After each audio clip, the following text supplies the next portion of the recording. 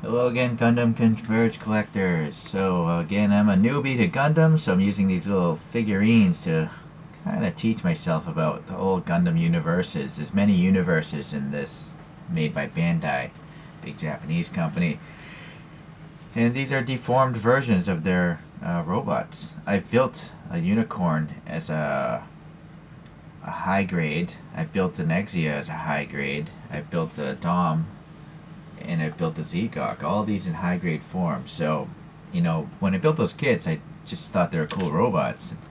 But I didn't actually bother to really learn about what these robots are in the universes. So, okay, so one thing I've been doing, besides buying a bunch of these things, is researching them.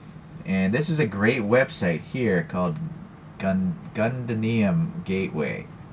And this person loves Gundams. So there's all sorts of lists of different Gashapons and other Gundams, but not the actual big model kits. So more like the collectible, already painted figurines, like these guys.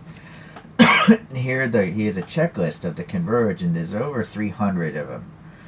There's over like 270 of the numbered series, and then they always have special packs and special releases and sets and stuff like that. So this is a great source to kind of figure out which ones you like, because he's reviewed almost all of them. He has photos of all of them and stuff. So if you go in here, right, this will take you to the actual review of the whole series, and he compares them to older units and all that stuff, what parts he gets. So it's really great. So I'm not sure who puts this together, Gundanium Gateway, but you're absolutely fantastic. Thank you for, introducing me to more of these Gundam Converges. So, alright, so now the other source is simply Gundam.fandom, and they have all the specs of these suits. So we're going to start with this unicorn suit here, and apparently this is from the Bandai's Universal Century 0096. That's a universe, and it was developed by this from the Stein suit and the RX-93 new Gundam. And what makes this one really cool is its ability to expand. So here it is in regular mode, and then here it is in the destroy mode. So basically, all the body panels open up, and the thing becomes taller, and like these sabers come out of its backpack and stuff like that, and it's obviously more powerful and all that stuff. So that's the main thing about unicorns, and it's definitely one of my favorite good guy Gundam robots. I had a friend, and I think this is why I got into Gundams. Maybe 15 or whenever this suit first came out, he had a master grade model kit, and he was showing me the pieces and when he finished and how they all would separate, and the thing would literally become a taller model. So after that, I decided to get a few kits, and that's what started me my exposure to Gundams. Alright, so let's see. I bought these all loose, so no packaging on almost all of them. But this one, I believe, is from Converge Series number 2, and it's number 7 in the series. So this is called the Unicorn, and it's just in the normal mode, not the destroy mode. So it's pretty plain looking. The earlier Converges come with these dumb stands. I think I'm just going to start throwing these out, because the figures stand without this stand. All this stand does is just block the view of the legs, right? So stupid. Anyways, alright, so let's see. This is a pretty plain unicorn, of course, so not many paint color variations here. Just the backpack is a blue. Here are these, I guess, beam saber handles. A little gunmetal paint there at the elbow, and then the bottom of the feet is matching in that blue, some sort of tape residue because it's used. But you can see it has all these little molded lines and details going on, to kind of indicate that these panels might open up and stuff. So I think there's a lot of molded details for sure. This gun is highly detailed. I'm gonna guess these are magazines stacked up on each other, and it shoots out this beam rifle thing. The hand, I think it probably is a separate piece. These things tend to stick together, so yeah, I bet if you twist that enough, that peg will come out. Yeah, there it is. So These are made of PVC, so it's a little sketchy. If you pull too hard, I think you can tear the peg itself, so that's why I'm a little hesitant to tear at these things. I have a feeling maybe sometimes the paint sticks to itself. But anyway, so that one you can obviously articulate, and then the arms, yeah, they are articulating. The head usually articulates on these things that I'm finding. Yeah. Oh, this one won't. Why they chose to put a slot in there, that makes no sense. Why wouldn't they just have a peg so you can actually rotate the head? That's very strange. That's a strange decision, but this is only from wave 2. So I guess they're just figuring out or experimenting or trying to crank this out. So a little gunmetal there. See all these nice little details. So it's pretty neat. You could do a paint wash or maybe some Gundam markers in there. And then even this shield, I guess, expands into destroy mode. So I like unicorns enough that I actually wanted to have just the plain version, because eventually I'm going to get the destroy mode ones and then have them standing next to each other.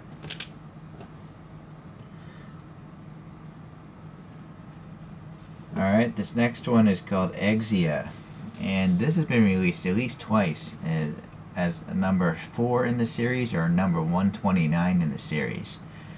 And Exia is from the Gundam universe called, let's see, Mobile Suit Gundam 0000. So it's a whole different cartoon series. And this thing is nicknamed the 7 Swords because this thing actually has 7 swords or blades on it. So it's meant for close quarters combat. And according to fandom here, it says that this suit has full human articulation, whereas other suits are a little too bulky and they collide with themselves, right? So it's meant to respond just like a real human being and have swords all over the thing. That's my understanding of the thing. Alright, so yeah, because it has this, stand, I believe this might actually be number 7 in the series and from Converge set number 2. Okay. By looking at this guy here, let's start with this shield here. Yeah, nice details going on. Nice recesses. You could add some color to. If you look at this image here, I guess, when the thing it has an overdrive mode or something where it all lights up and stuff. It's interesting. It's got these bands going to the arms and they light up, and then it's, well, I don't know what's going on inside the thing, of course. But yeah, the shield's got a nice blue and white color scheme going to it, and it comes off. But again, it's weird. They don't want it to rotate at all. You would think a peg hole would make sense. It's more than this little stud. But whatever. Anyways, this is ABS plastic. I can tell this is a hard plastic. It would snap if you wanted to bend it too much.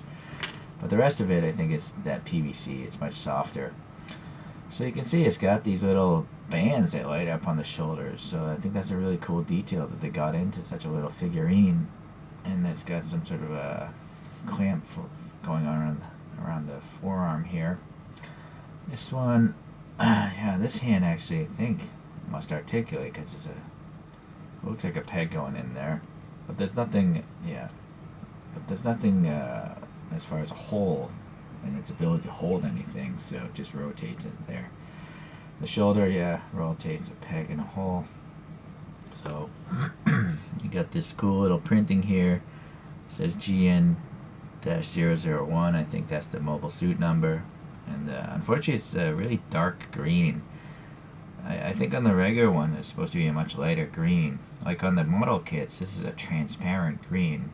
But here, it's painted really dark. I think they chose the wrong color green. So you'll see a lot of parts that are really small on this. It turns out this antenna or whatever this wing is, it's a separate piece. It's trying to fall out. So I'm gonna have to go and add some crazy glue to some of these things. Yeah, look at this. This thing just fell off. Again, it's used, so this one seems a little dirty. I have to take a Q-tip and see if I can clean that off. Well, we got a nice view of the head now. So yeah, also GN-001. Some ribbing in here. That same green is carrying across all over, but again, I feel like it's too dark. And the eyes, I think they might be transparent. Yeah, See, I think there's some light bouncing around inside that lens. So, but it's so dark. Yeah, it's kind of.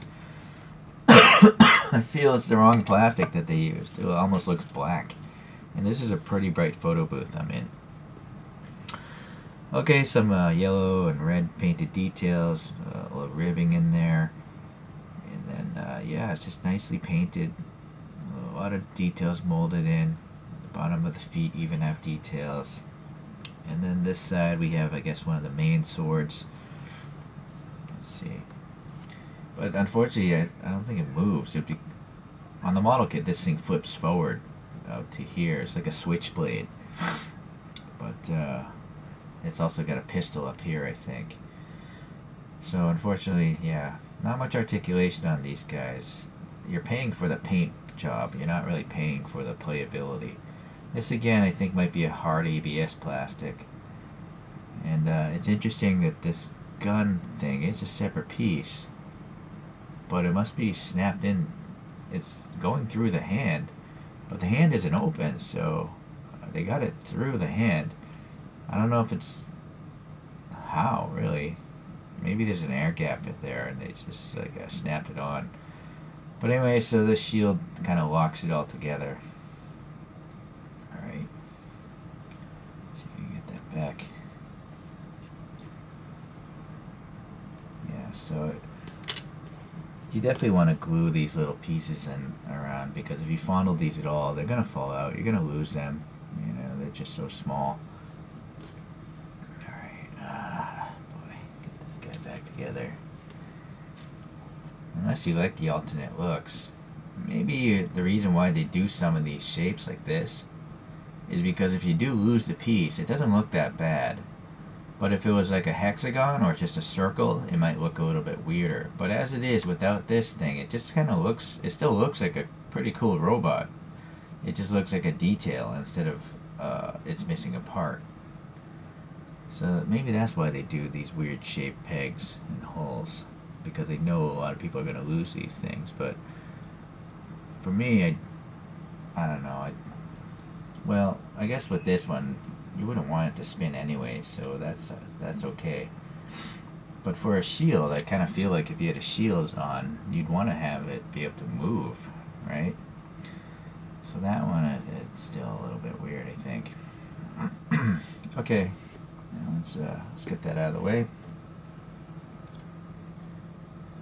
Alright, this next one is called a Zegok Commander type, and I think the main bad guy in a lot of the Gundam universes is this guy named Char, and he always tends to ride around in a red colored suit. So this one was from this 1 Year War series, and it's called a Zegok, and I've done one of a green Zegok, but this is a really iconic color because it's the commander's suit.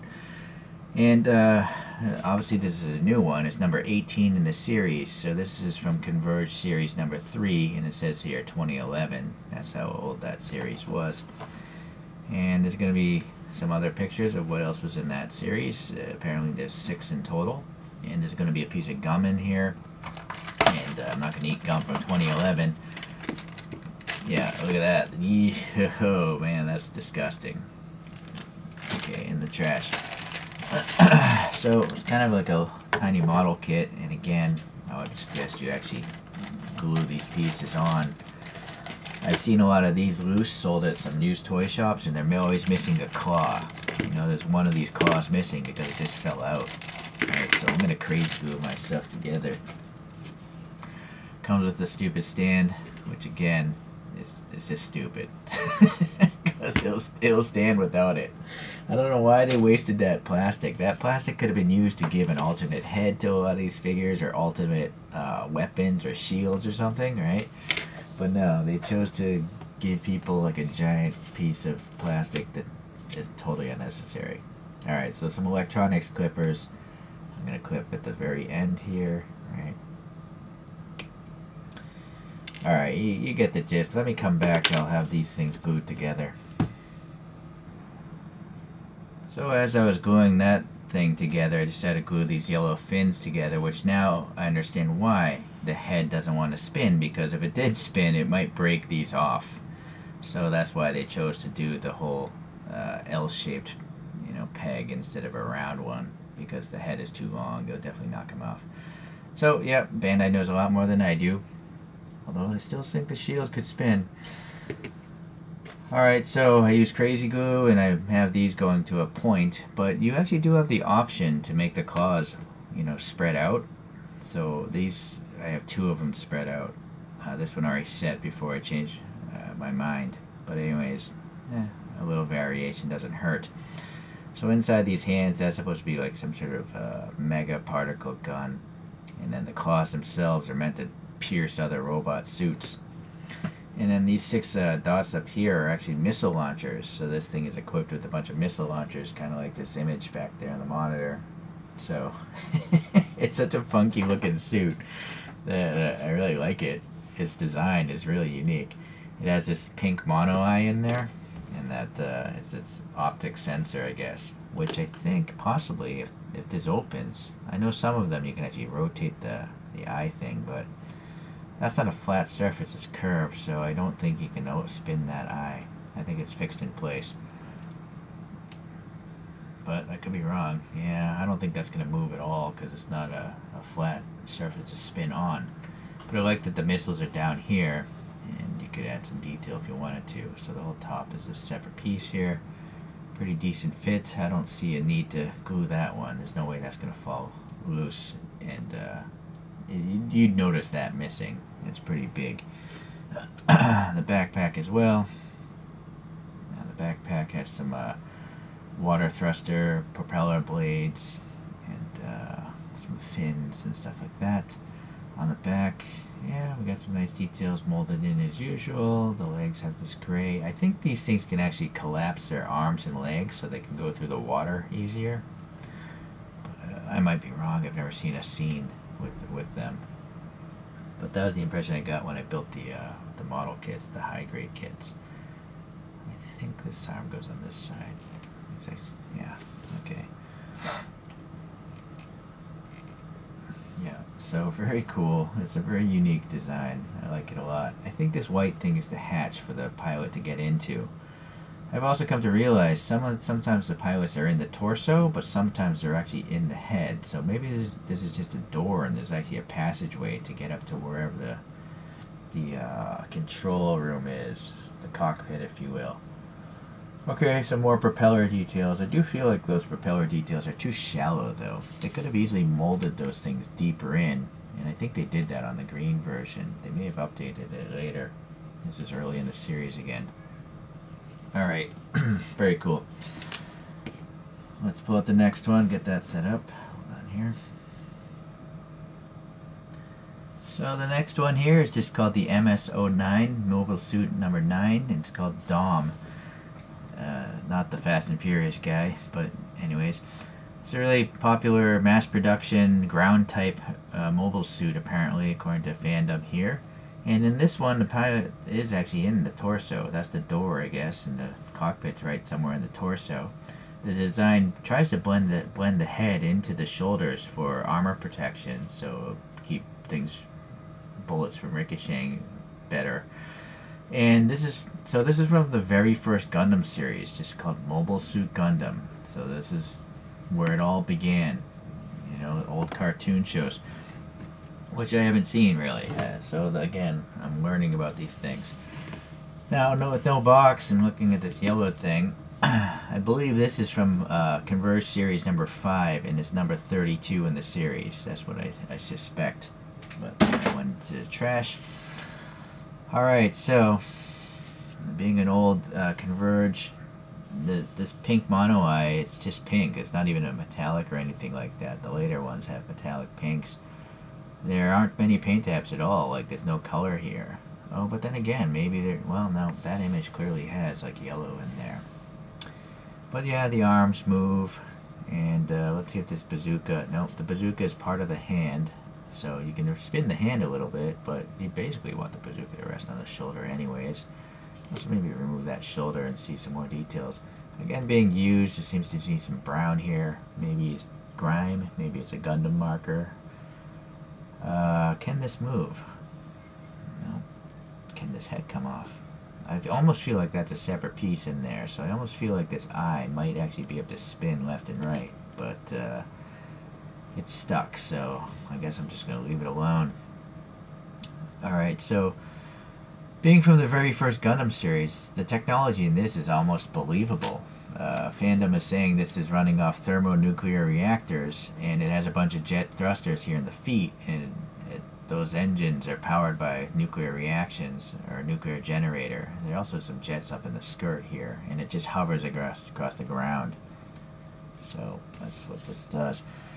Besides that bazooka, it has this beam saber here, some sort of energy lightsaber kind of thing, and it's pegged in so you can change the angle. Some more thrusters up there.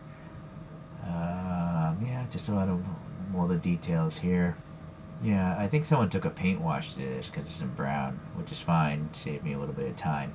Brings out the details, but apparently they just kind of quit. It's only here and in a few spots, not everywhere.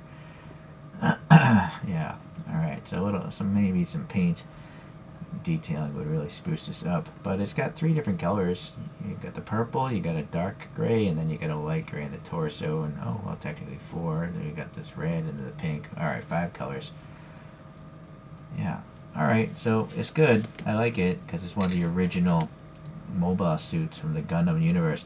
All these later ones, like I'm having a hard time understanding. They're just powered by like GN power or like psychokinetic. I don't know, some weird. There's just some crazy fantasy stuff going on with these robots, which they have to do because when I've seen a few clips and these robots are moving so fast in these newer universes that they gotta make up some sort of believable story, but you gotta really get into the technical wording of it. Okay, let's do one last one.